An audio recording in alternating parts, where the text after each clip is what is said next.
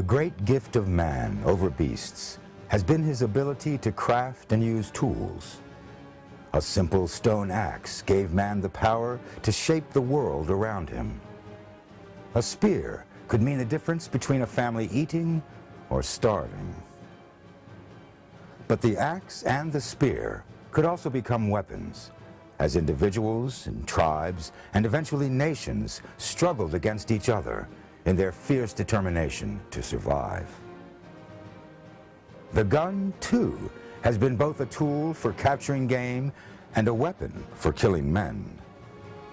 Guns gave individual men the power to hunt larger, more dangerous game, and gave groups of men the power both to enforce and resist the will of rulers. The United States of America is a nation born well after the invention of firearms, and whose size and influence expanded alongside the development and with the use of firearms. What were the guns that conquered the land that would become the United States, and how did they develop? How did firearms change the course of this continent's future? And how were advancements in firearm technology used by men and even other nations throughout the American experience? Join us as we trace the history and development of the gun and the evolution of the firearm.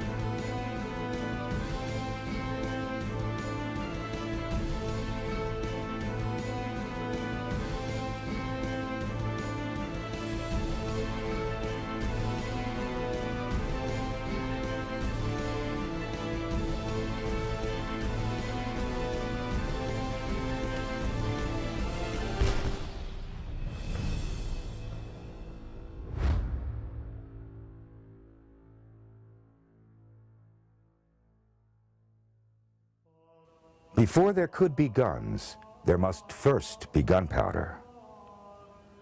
Over 1,000 years ago, a Chinese alchemist combined potassium nitrate with sulfur and charcoal with explosive results.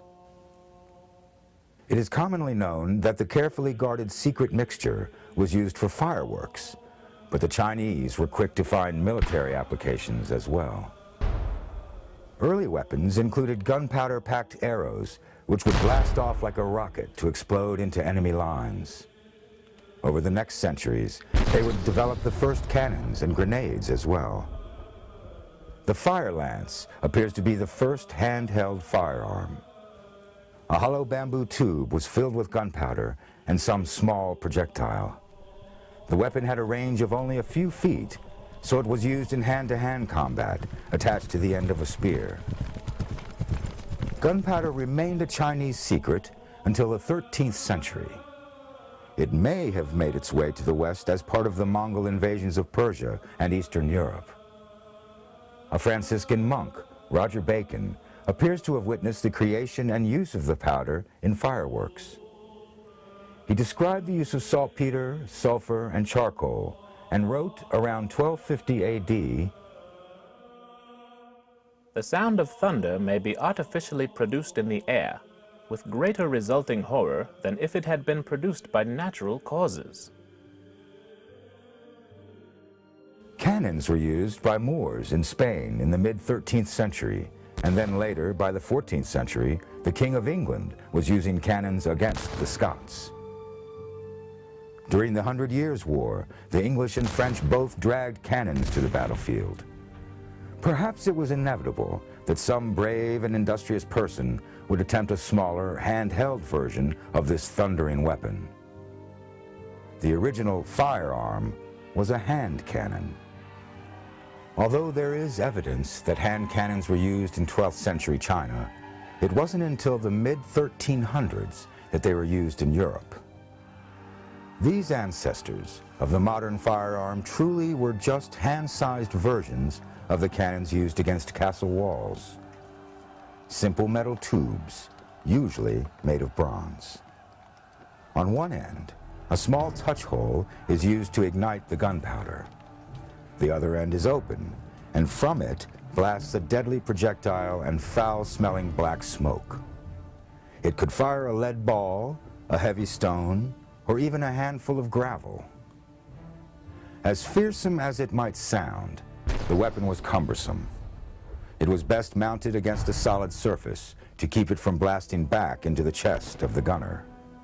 The gunner must concentrate carefully when lowering a hot coal or burning rope to the touch hole, which meant that the gunner was not concentrating on the actions of his enemy. Accuracy suffered, and there is some debate regarding the effectiveness of these arms of fire as useful weapons in the field. Firearms development is obviously centered on the initial discovery and development of gunpowder, or as we call it today, black powder. It was developed in the Far East. The Chinese are credited with the first black powder developments. And it wasn't too long before black powder, originally used for rockets and for signaling and for fireworks, just as they are still currently used today to mark celebrations. Those were the initial uses that the Chinese put gunpowder to when it was first developed. It took a while for it to travel to the West and find a home in Europe, and it was through the introduction of gunpowder to the Europeans that firearms first began to show themselves on the scene. We know that as early as 1350, a hand cannon was developed that would fire projectiles with the aid of gunpowder. The gunpowder basically is a substance that, when ignited through a spark or other means, explodes, or basically, more technically, burns, creating a tremendous amount of gases and pressure that's ideal for pushing a projectile down a long tube or barrel as they evolved. As the 14th century advanced, so did the technology of the gun. Key advances included adding a wooden stock so that the gunner could brace the weapon on his shoulder. Even more important was the change in the ignition process. The goal was to allow the gunner to sight down the barrel of the gun while applying the igniting spark to the gunpowder. Gun makers conceived of a kind of locking system in which a lever, think trigger, was used to move the igniter to the powder. The matchlock was the first truly effective lock system and worked by lowering a slow-burning match to the ignition powder. The first firearm produced in large numbers was the arquebus, and it was put to furious use in the Italian wars of the 16th century. The arquebusiers, soldiers wielding these cutting-edge weapons, could have a tremendous impact upon opposing armies. Though the loading and firing of these old firearms can seem ponderous in comparison to modern guns, it had a faster rate of fire than the crossbow. Meanwhile, the arquebus could be mastered more quickly and in larger numbers than the longbow, and was more powerful than either bow.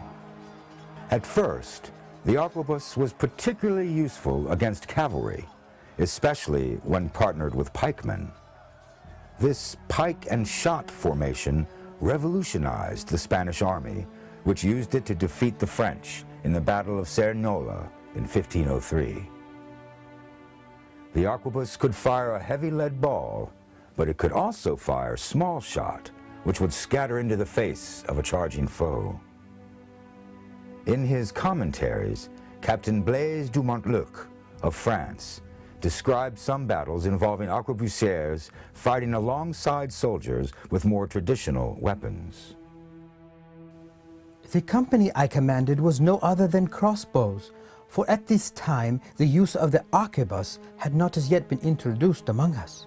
Then 6 Gascon arquebuses came to us from the enemy, which I had received into my company. It wasn't long before de Montluc had squadrons of arquebusiers under his command. But he himself would fall victim to a shot from an enemy arquebus. He survived the wound, but his face was shattered. Would to heaven that this accursed engine had never been invented. I had not then received these wounds which I now languish under. Neither had so many valiant men been slain, for the most part by the most pitiful fellows and the greatest cowards, that had not dared to look at those men in the face, which at distance they laid dead with all their confounded bullets. What made these arms particularly deadly was the development of volley fire. Again, the Spanish were using a version of volley fire in the early 16th century. The German Count Wilhelm Ludwig wrote at the end of that century, I have discovered a method of getting the musketeers and soldiers armed with arquebuses, not only to keep firing very well, but to do it effectively in battle order. That is to say, they do not skirmish or use the cover of hedges in the following manner. As soon as the first rank has fired together, then by the drill they will march to the back. The second rank, either marching forward or standing still, will fire together and then march to the back. After that, the third and following ranks will do the same. Thus, before the last rank has fired, the first will have reloaded. as good as the advancement that the matchlock was, it still had drawbacks. It was difficult to keep the slow match lit in wet weather, and in dry weather, failure to keep the lit match away from stored powder could have disastrous results. Unintended explosions aside, the burning match created both a glow that could be seen by an enemy at night and an odor that could be smelled, giving away the gunner's position. But this was the Renaissance period, and advances were taking place in all disciplines. The new art of gun making was not an exception. The wheel lock applied the engineering of clockwork to the problem of igniting gunpowder. The wheel lock was a spring-loaded steel wheel, wound tight like a watch until it caught or snapped against the trigger. When the trigger was pulled, the wheel would spin against a piece of pyrite, generating sparks which would then ignite the gunpowder in the priming pan. The wheel lock allowed cavalry to take greater advantage of firearms. It was difficult to keep the slow match of a matchlock gun lit while riding horseback, a problem eliminated by the wheel lock. It was also easier for cavalry to fire smaller, one-handed guns. Beginning in the 16th century, it was customary for cavalrymen in Europe to carry a brace of pistols into battle in saddle holsters. These were, after all, still single-shot weapons.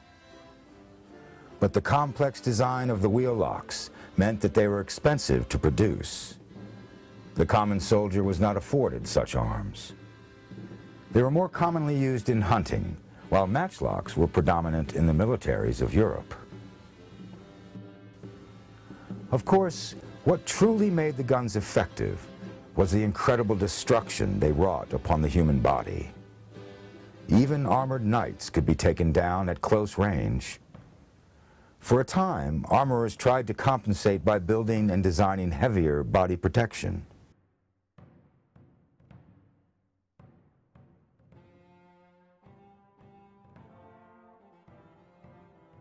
When the Spanish conquistadors arrived in the New World, it was that body armor, in fact, rather than the firearms they carried, that was of greater military use in their assaults on the native populations. The arquebus was effective, of course, both in terms of physical destruction and as a source of terror for the natives. but they, like the crossbows, were slow to load. But the crossbow and arquebus alike had developed in large part as a response to the heavy armor of the Spanish knights. The Aztecs, Incas, and other native populations had nothing that could pierce Spanish armor. Of course, the absolute deadliest weapon that Europeans brought to the New World was smaller than the eye could see: the germ. Smallpox and other maladies wreaked havoc among the natives of South and North America, while Europeans on the other side of the world continued to perfect the art and science of guns. The complexity and cost of the wheel-lock was sufficient incentive for brave and industrious smithies to experiment with other means of igniting the black powder. It had long been known that you could start a fire by striking flint against steel, producing sparks. In the mid-16th century, someone applied this principle to firearms. The first example was known as a snaplock. A piece of flint was held by a set of jaws in the gun's cock. When the cock was pulled back, it would catch against a small lever. When the trigger was pulled, the lever pulled back, and the cock snapped forward, striking the flint against a steel plate. The force of the strike would push the plate back, exposing the gunpowder in the pan, at the same time that the flint drew sparks from the steel. Some gunsmiths in England, and later in America, included a safety catch called a dog lock. Although the snaplock system used flint against steel, it is not considered a true flintlock. These weapons were valued by militaries, but also by other, less reputable groups. The late 16th and early 17th centuries were the glory days for the infamous pirates of the Caribbean. These outlaw sailors terrorized ships and towns among Caribbean isles during colder months, and then struck out for New England during the heat of summer. Wielding cutlasses and flintlocks, the pirates were a fearsome threat to the unwary. Many New England pirates actually began as privateers, hired and commissioned by the colonies to strike at ships owned by England's enemies. But when England was no longer at war with those nations, the privateers could turn to piracy. To defend the colonies against external threats, including pirates, but more often hostile native tribes, governors established local militias. Every able-bodied male was expected to serve in the militia, and every home was expected to have at least one working firearm. The militias drilled in tactics such as volley fire and quick response to emergency bells. They built solid defenses around each village and kept their powder dry. But in contrast to professional armies, the militias were loosely structured and generally only met a few days a year to drill. The militia were required to provide their own weapons. Often these were fowling pieces. These were popular for their versatility, able to fire a single large ball or a handful of shot for hunting waterfowl. English colonies struggled in their relations with the native populations. Though these were friendly relations at times, there were also periods of conflict. During a conflict known as King Philip's War, New England colonists and their own Native American allies battled against a confederation of other native tribes. In that war, a colonialist named Benjamin Church emerged to form a company of colonialists and allied natives. Church learned the natives' tactics for moving through the forests and swamps undetected and fighting a more guerrilla style than was known to Europeans. These were the first American Ranger forces, and Benjamin Church is considered the father of American ranging. These skills proved valuable, for the conflicts did not end when one of Church's native allies killed the so-called King Philip, a native chieftain. From the late 1600s, almost up to the American Revolution, there were a series of wars between English colonials and French colonials, each having their own allies among the Native American tribes. The most famous is the last one, known in America simply as the French and Indian War, ending in 1763. But there were others, with Europeans and natives alike, wielding muskets in their struggle for control of the New World.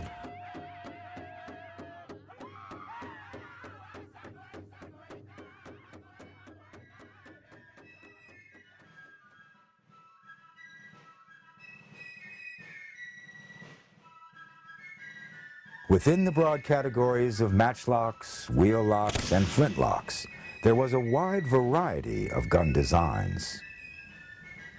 Wheel-lock dueling pistols. And, like any art, gunsmithing drew its artists. Guns made for nobility might include beautifully carved gold or silver designs. One well-known style of gun was the blunderbuss. This might be a shorter musket or a pistol, marked by the flared muzzle at the end of its short steel or brass barrel. The broad opening at the top made loading the powder and shot easier and faster, and the blunderbuss could be devastating at short range, usually firing a handful of lead shot. The blunderbuss is strongly associated with the Pilgrims in American minds, though those early colonists made use of other firearms as well. The .75 caliber flintlock musket, known as the Brown Bess, was the standard for British soldiers through 18th and early 19th centuries. The Brown Bess musket is English in origin, and this is based on the muskets they developed in the early 18th century, roughly around 1722. And these muskets are what won the English their empire around the world. These muskets are all roughly around .75 caliber, smoothbore muskets, and they use a flintlock as the system of ignition. And this particular example is a copy of the Shortland pattern musket that was developed just prior to the American Revolution. This example has the mark Tower on the lock plate, indicating that it had been inspected in the Tower of London. These things were battle winners in their time. They are smoothbore and inherently inaccurate. They're only accurate out to about 50 to 75 yards. Anything greater than that, the accuracy really drops off quite a bit. This thing is quite simply loaded. A soldier would take a cartridge from his cartridge pouch, normally worn at the waist or from a broad sling on their right hip.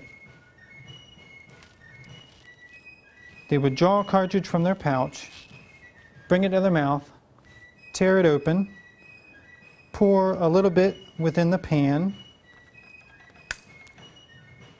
shut the pan, pour the remainder of the gunpowder down the barrel. They would draw out this long iron ramrod and ram the whole cartridge down with a tamp and return the rammer to the pipes just underneath of the barrel. Then the soldier was ready to fire. A good soldier was supposed to be able to fire 3 shots in a minute. I know I've seen people that can get between 4 and 5 shots in a minute with one of these. Is really quite a feat. The comparable gun among the French was the Charleville musket, a .69 caliber smooth bore musket. These muskets were standard issue for French infantry after 1717. Named for the armory in the Charleville-Mézières, Ardennes, France, the Charleville, like the Brown Bess and other smoothbore muskets, was accurate to around 50 to 100 yards.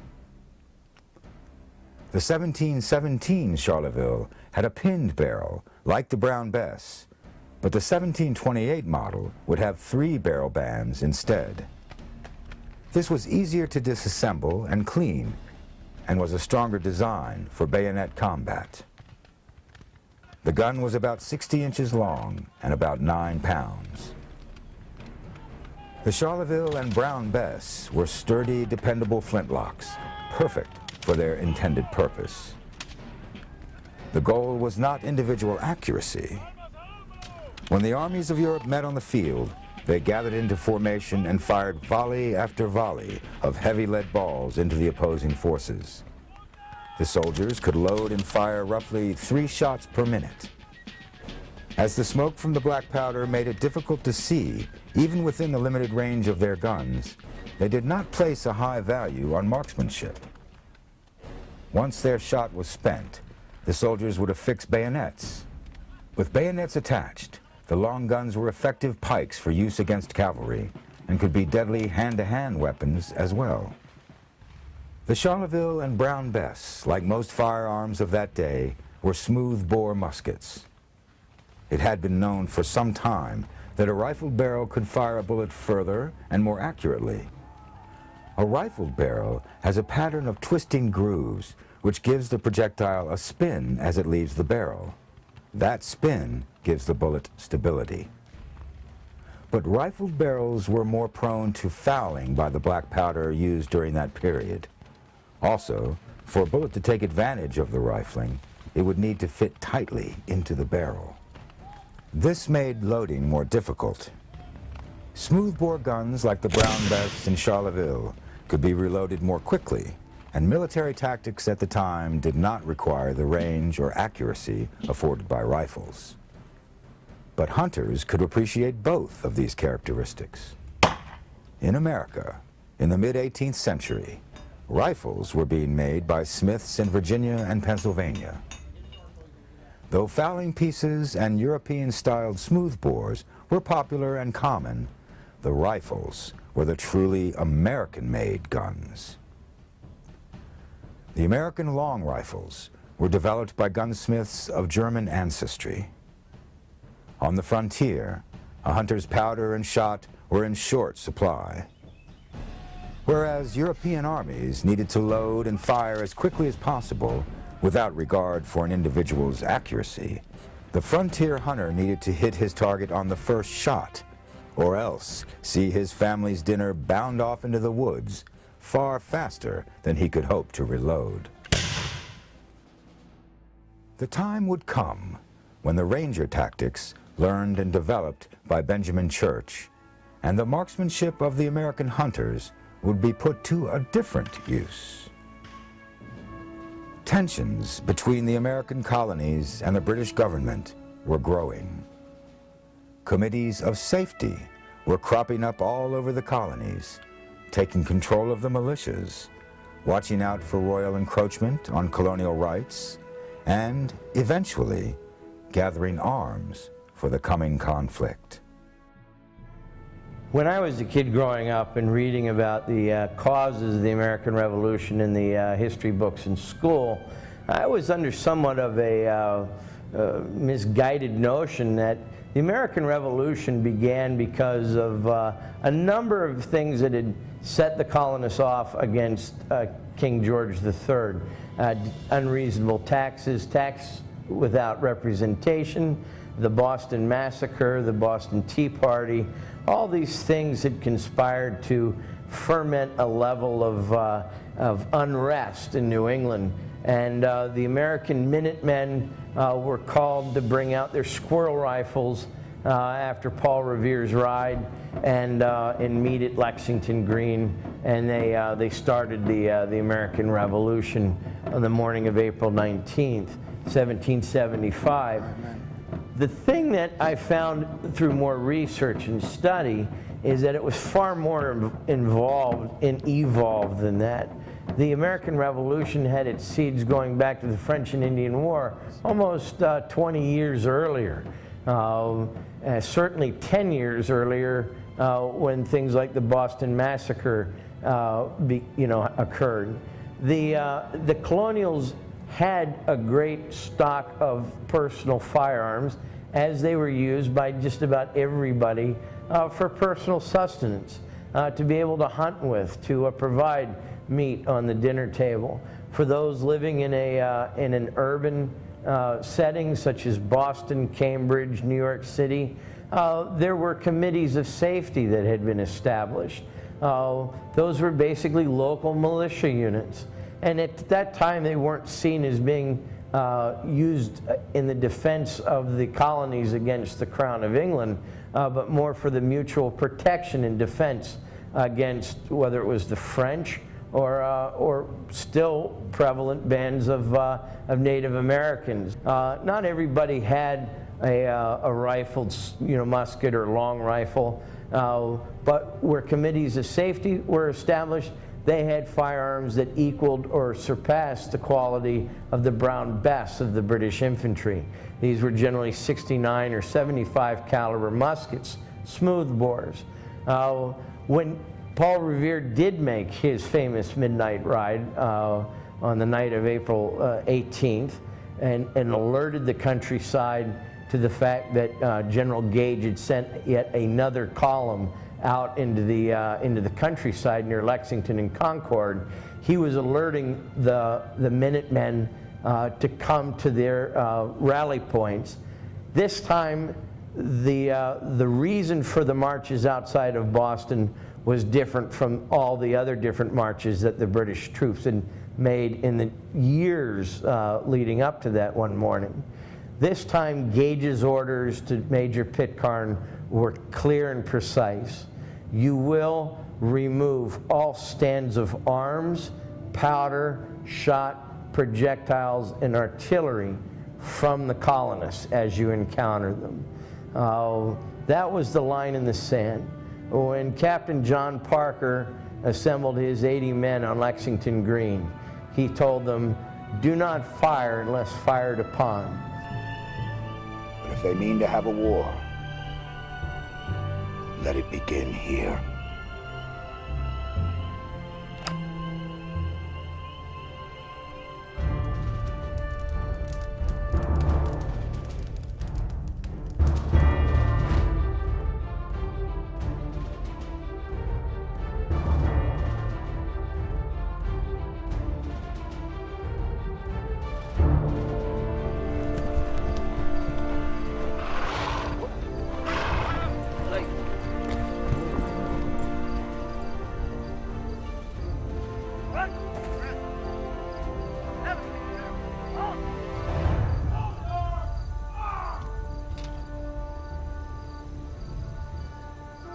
Throw down your arms and disperse, you damned rebels!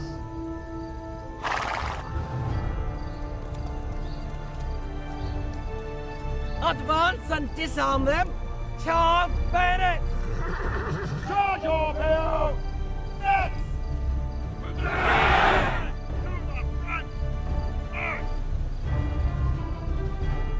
Fire! Do not fire! Do not fire! Go home! Fall back!